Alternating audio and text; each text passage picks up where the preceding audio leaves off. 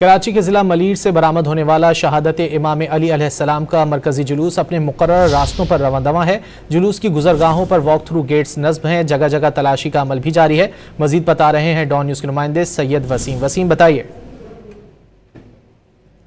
जी बिल्कुल, जिला मलीर में जाफर तैयार जो उधर की मरकजी इमाम बारगाह है, वहाँ से यौम अली का जो मरकजी जुलूस है वो बरामद होकर अपने मुकर्रर रास्तों से होता हुआ अपनी आगे मंजिल की जानिब जो है वो रवा दवा है। इस वक्त जो शहादत इमाम अली अलैहिस्सलाम के इस जुलूस में जो है वो अज़ादारान इमाम अली की बड़ी तादाद मौजूद है, जिसमें बच्चे बड़े बुजुर्ग तमाम ही अज़ादार मौजूद हैं और इमाम अली अलैहिस्सलाम और उनकी आल को जो है वो आज के दिन की मुनासबत से ताज़ियत पेश कर रहे हैं। यहाँ पर नवाखानी का सिलसिला जारी है और यहाँ पर सिक्योरिटी के भी सख्त इंतजाम किए गए हैं। मुख्तलिफ मुकामात पर वॉक थ्रू गेट लगाए गए हैं और जो मुख्तलिफ एंट्री एग्जिट पॉइंट है वहाँ पर पुलिस और रेंजर्स की जानिब से स्नैप चेकिंग का सिलसिला भी जारी है।